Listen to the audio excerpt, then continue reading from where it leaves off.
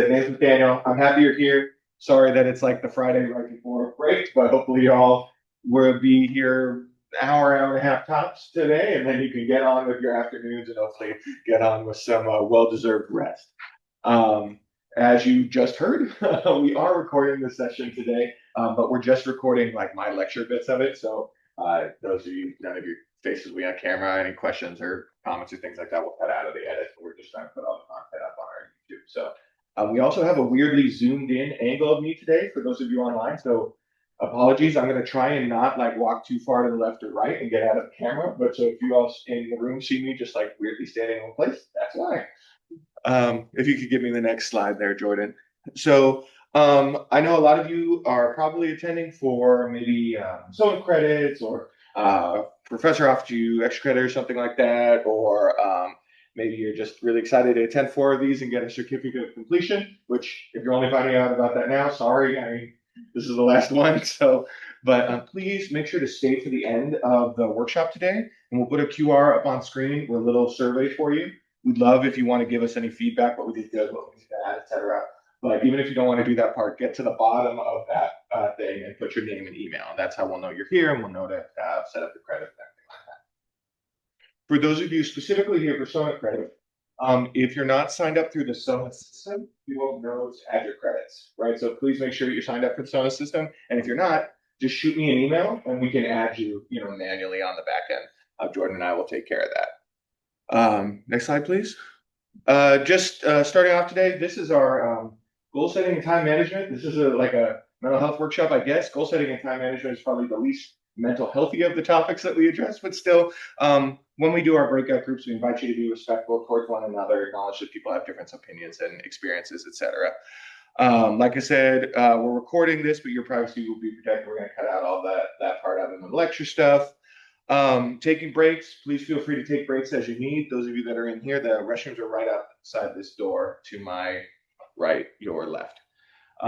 Those of you online, you can figure that out yourself. We're going to do breakout groups. When we do, those of you online, if you can make sure to turn your cameras on and your mics on and interact with each other. When obviously we're in the full room, you don't need to do that. Those of you, us in here, we'll just kind of scooch around toward the people next to us. But also, questions, please ask me any questions because that makes these things less boring. Otherwise, I just get carried away in my lecture and it's boring. So with that, let's jump into it.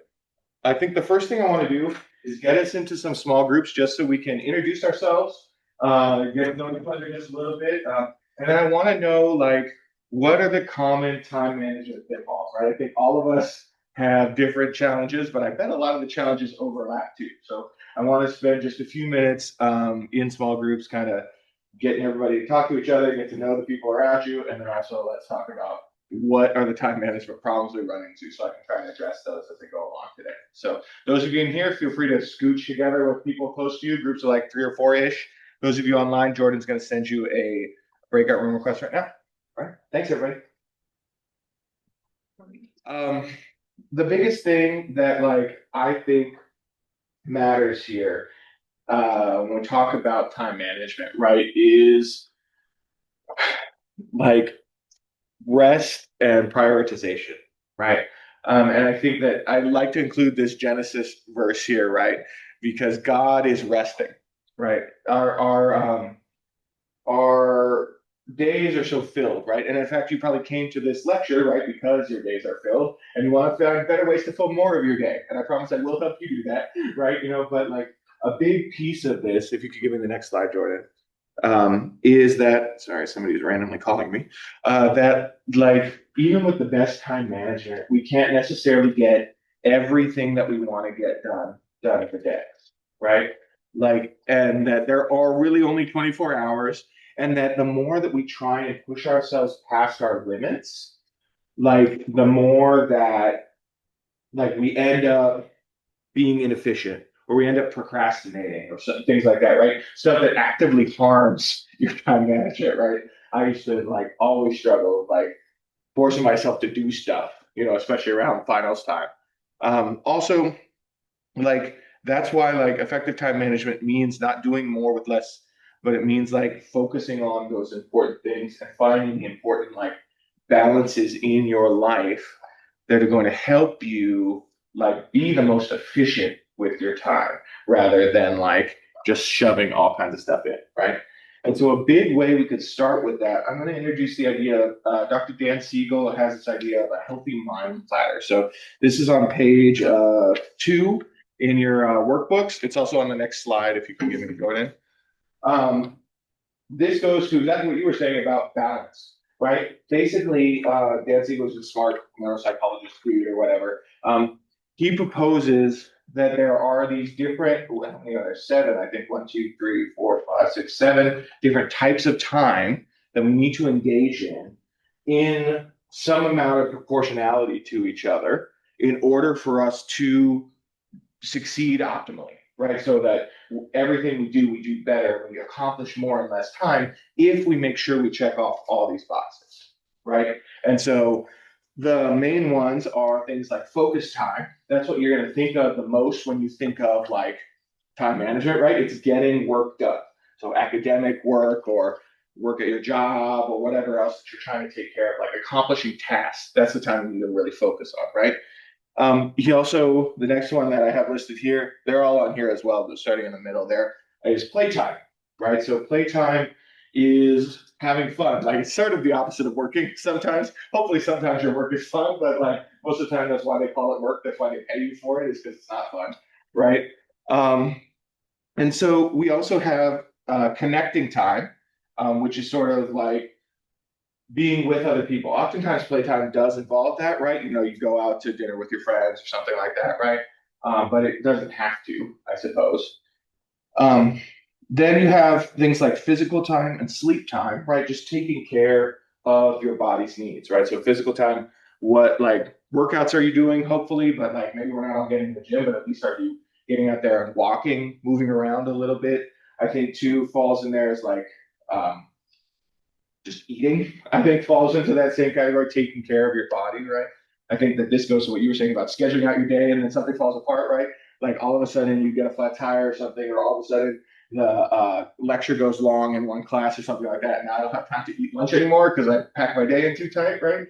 Like those things really matter. And sleep time is the most obvious. I don't have to explain what sleep time is to you. I might need to tell you to get more sleep, right? You know, that was a very common thing when I was an undergrad that I never slept. Sometimes I still don't sleep enough, right? But like that one's self-explanatory. And then the final two are time in and downtime, right? So I talk about those two together because they both look similar, right? Like they're basically time where you're just sort of thinking thoughts and not really doing anything, right? So, but time in is when you're thinking like important thoughts, right? So maybe you're like doing a Bible study, or maybe you're like reflecting on like your career path, or maybe you're like thinking about, major decisions you need to make in your life, right? That's time in because it's important thinking. Downtime is unimportant thinking, right? That's like scrolling social media or just like rewatching Friends for the 50 millionth time or whatever, right? They're just very unthinking types of thinking that you do, right? And so finding a balance between all of these things, like if we get them into the right balance for us, whatever that looks like, then we'll be better at focusing when it's time to focus. We'll have more fun playing when it's time to play. We'll be able to get more restful sleep when it's time to sleep, right? If we balance all of these things. But we don't balance all these things, right? Let me give you an example from my life first, right? So, if you could give me the next slide, Jordan. So, like, we don't necessarily have balance, and in times of stress, right? Like, we get out of balance for things. So I live up in Santa Clarita, right? With traffic, it's 2 hours. This is rough, right? Because I work 8 to 5, so I leave my house at 6, and then I get home at 7, right? And I got two little kids. I got a 2-year-old and a 4-year-old, and I love them. They're like the most important part of my life. But also, like, I get home and immediately we're getting dinner. We're getting them, take a bath, get ready for bed, get down to bed, go to sleep by 8:30, something like that. And so at that point in my day, I'm so tired that my body is telling me I need to go to sleep, right? Like that would be the right thing to restore the balance of my life is trying to find a way to sleep at that point, right? But maybe this is just me, but do you ever have such a busy day where like you don't ever get to choose what you'll want to do in the day, the things you're trying to do, you're just doing everybody else's stuff, and you get like that little bit of angry inside of you, right? So like sometimes I'll have that feeling and I'll just like stay up, right? And I'll turn on a video game or something, or I'll just like watch TV, or I'll like go over my fantasy teams again or something like that, right? Like I will intentionally stay up trying to do like playtime or connecting time, even though before the balance of my day, I really needed to go into sleep, right? And that's because when we're under pressure, we don't make decisions that are good for us in life, right? And I bet you all have something like that as well, right? It's probably not the exact same thing, right? But I bet you have, when you get stressed out, something that you do too much of and something that you do naturally too little of, right? Because to do too much of something, you have to take that time away from somewhere else, right?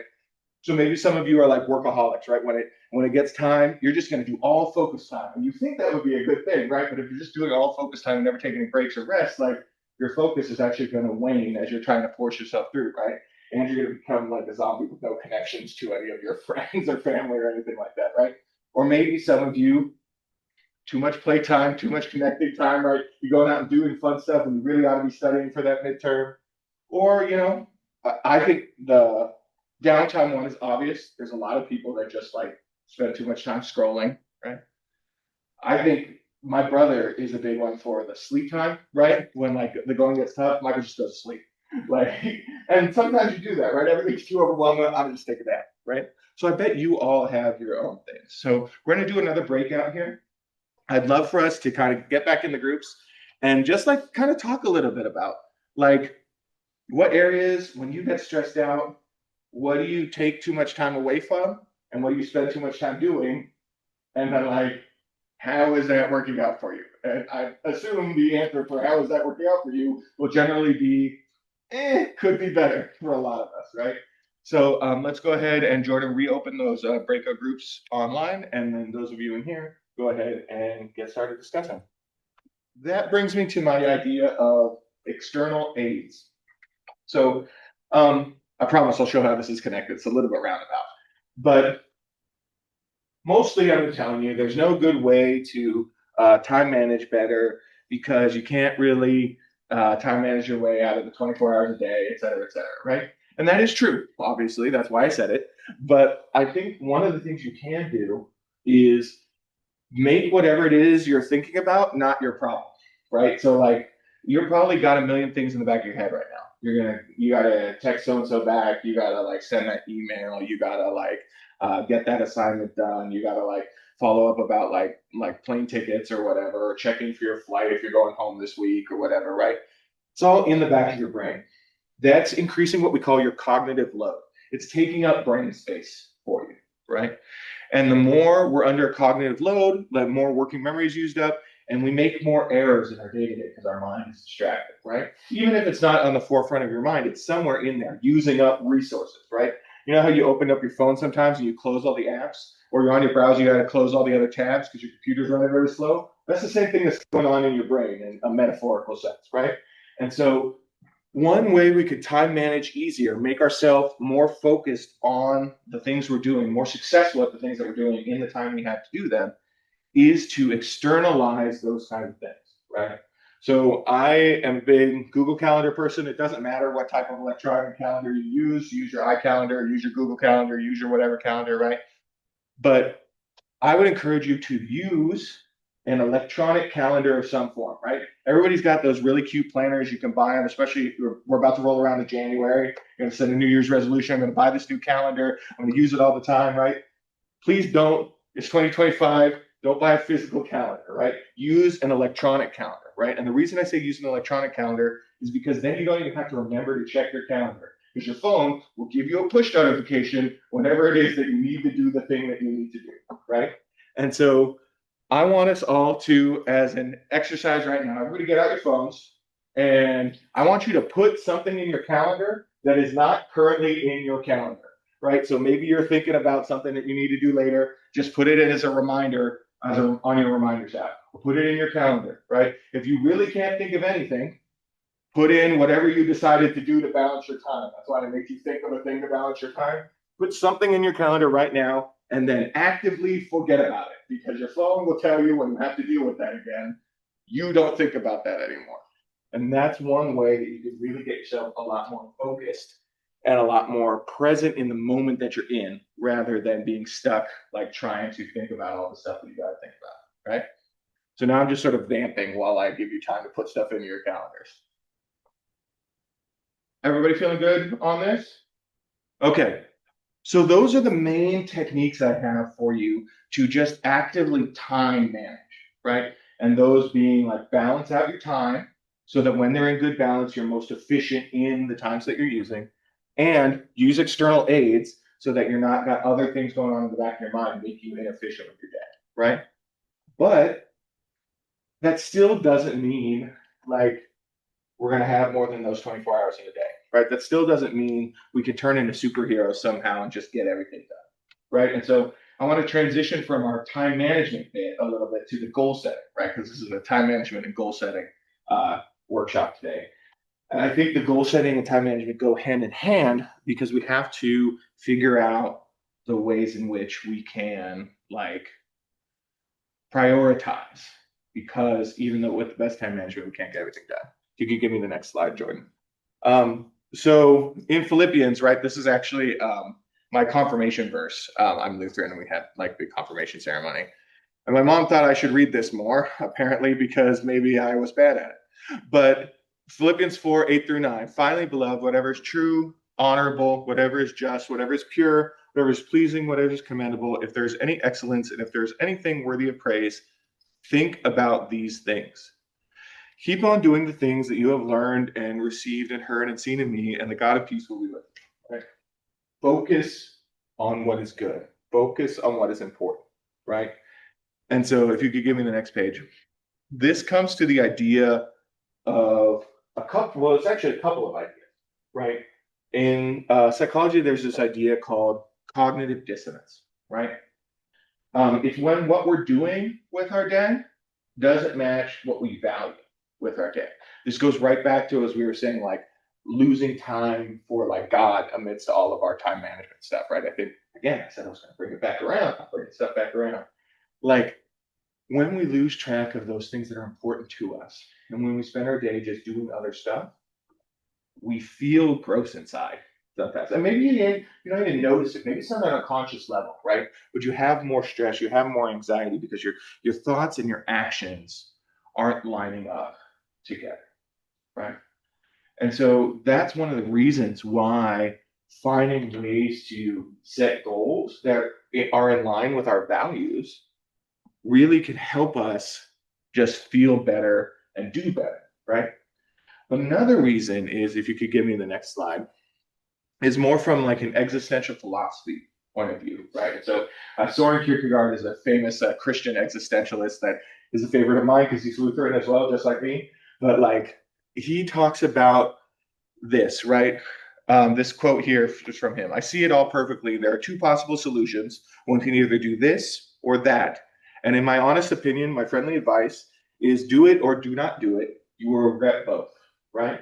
Every choice that we make, well, let me not say every, because some choices like, do you want to do this terrible thing or do you want to do this good thing, right? This is not like an either or question like you would get at a party game or something like that, right? But every choice we make naturally involves loss. When we choose to focus on our studies in lieu of going out to that party or whatever, we miss out on all the fun we could have had, right? But when we go to the party, we miss out on all the work that we needed to get done, right? So every single time we make a choice to spend one of our 24 hours a day on something, we're naturally losing out on the other thing, right? This is the idea of FOMO, right? This is like called existential angst in more existential circles, if you want to go more philosophical about it, right? But like, there's an idea that we are stuck, we're forced in that way, right? Because even if we don't make a choice, right? Even if you just go with the flow and do whatever happens, right? You're still missing out on all those other things that you could have been doing, right? Just by wherever you end up happening to be. And nobody can make those choices for you. Nobody can ever tell you exactly what the right thing to do in life is, right? Maybe when you're a kid, your parents try to do that for you, but you're not kids anymore, and you've probably noticed that your parents and you don't align on every idea and thought in their lives as well, you know. So that's where goal setting becomes really important too, right? Because every choice involves loss, we want to make sure we actively make choices that we feel good about, right? In the end, in the final analysis, that we just decide, hey, this was right for me in this moment. This is what I choose to value now. And that when we act in line with those values, we decrease our cognitive dissonance, we decrease our existential angst, and we feel better and we make better use of our time, right? So, if you can give me the next slide. This goes to, I'm on page now, what am I? Page 5, 4 and 5 of your packets here. So page 4 is just kind of a summary of all that stuff I was blabbing about. But page 5 is a big list, right? This is a big list of work-life values, right? So I decided to do work-life values because, you know, we're all here being students, planning for our careers, et cetera, like that. So I think that could be a pretty like applicable one across folks, right? But you see that this is just a big list of like adjectives for whatever kind of career path or whatever kind of job, whatever kind of thing you want to do, right? And they're all good things, right? So artistic creativity, being able to be creative at work, or supervision, having an opportunity to like supervise other people and direct them and how they want to go, or adventure, just having, you know, risk and excitement in your job, right? Or profit gain, right? Making money, that's an important part of the job you want to have, right? Like, so all of these things are good, as you can tell, right?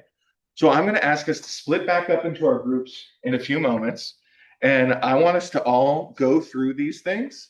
And I want you to select your top 5 and then write your top 5 in a list on here. Ideally, number 1 being the best one, and, you know, down number 5 being still the most, 5th most important, right? And I want you to go ahead and read through them all, jot them down, and then chat with each other, right? Where are yours similar to each other? Where are yours different? I'd imagine a lot of our goals are going to be different from one another. We're probably all in different majors. We're probably all, you know, on different paths in life, right? And everybody's going to have important things for them, right? But they're going to be different from one another. So I'll go ahead and give you a few minutes. So you'll get into groups. You'll pick your 5. You'll share your 5 and share the why of those 5 with everybody. Sounds good? So the last thing I want to talk about today, and then we'll probably get out of here a little bit early, is making a SMART goal. I bet a lot of you have heard of SMART goals before. It's a pretty common thing that people talk about, right? But I want to re-emphasize this for folks. A SMART goal is a goal that is specific, measurable, attainable, relevant, and timely, right? And so we have an example in your packets on 6 and 7. We have like a completed SMART goal worksheet, like if you want to know what one looks like. And then on 8 and 9, we have a blank version for you if you ever want to use this specific form to like set goals for yourself, right? But the thing I like to stress the most when I'm talking about SMART goals is like that they're small, right? They're little steps towards what we need to do, right? Because they're specific. You have to be really specific what you're trying to do. You have to be measurable so that we know if we're doing that thing or not, right? And then they're achievable, realistic, and timely, right? Because like we want to just be able to take those little steps, even if it's like seems silly, right? Sometimes I'll talk to folks like in counseling settings, right? And they'll say, I want to reduce my anxiety. Right? I say, okay, you know, like, have you tried these like mindful meditations before? Let's do some of these meditations. And they're like, okay, cool. I'm going to do those for 30 minutes a day, every day for the next like month, right? No, you're not. You're not going to do that, right? That's not possible, right? Or all of us, I was already alluding to January coming up, right? You know, you're going to make those New Year's resolutions. I'm going to get back in the gym, right? I'm going to go every single day. No, you're not.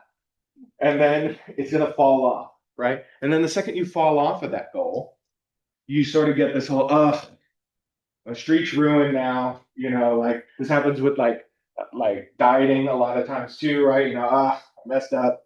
And so now forget about it, right? You know, and then you don't push yourself further forward, right? And you don't move your, you know, self in line with your goals and values. You don't move yourself more in line with like healthy time management skills or whatever it is that you're setting goals about. You might not be setting goals about that in particular. And so I want to really encourage you as you consider SMART goals, as you walk away from this workshop. I'm not going to re-go over all of the SMART goal stuff since many of us have heard it before. And It is right here on the paper for you. But what I really want to stress is making them small enough to be achievable, realistic, and timely, right? That way, when you're making lots of small progresses that you're able to check off on the list, right? You're moving ever closer towards the ideal self that you want to be, and you're doing it in a way that's actually sustainable and that can create long-term change rather than just trying to set too lofty of a goal and then getting depressed when you fail to meet it, right? And so that's my big like kind of preachy bit here. I apologize for sounding so preachy there, but like that's a big thing that I want you to take away on specific goal setting forums.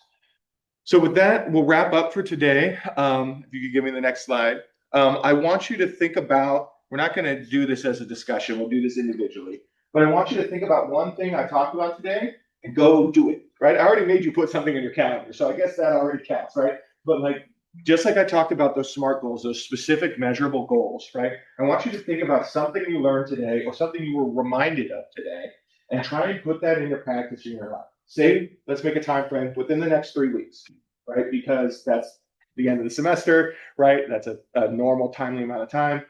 And that's how you get something out of these kinds of things. And I encourage you to, whenever you're doing anything, to find something you can use as a takeaway and actively implement it. Next slide, please. Other than that, we just want to say thank you. And I want to do a plug for the Counseling Center real quick because I work at the Counseling Center, so you get the Counseling Center plug. So if you're struggling with time management, if you're struggling with goal setting, or if you're struggling with anything, you want to talk to somebody, while ever you're a student, you have 100% free, confidential counseling available to you anytime you want, right? We're here on East Campus in the Shire Mods, just past the baseball field. We're also available on the phone or over Zoom. We also have a 24/7 urgent care support so that if it's 2 in the morning and you're having a panic attack, just give us a call. We'll talk you right through it, right? And this is probably better access to care than you may even have like once you graduate and have to mess with your insurance and all that kind of stuff. So please come check it out. Next slide for me, please. This workshop and all these workshops we've given have been sponsored in part by Project Youth Wellness. So this is their QR code if you want to go check out their stuff, or you can Google Project Youth Wellness at APU. They do great stuff.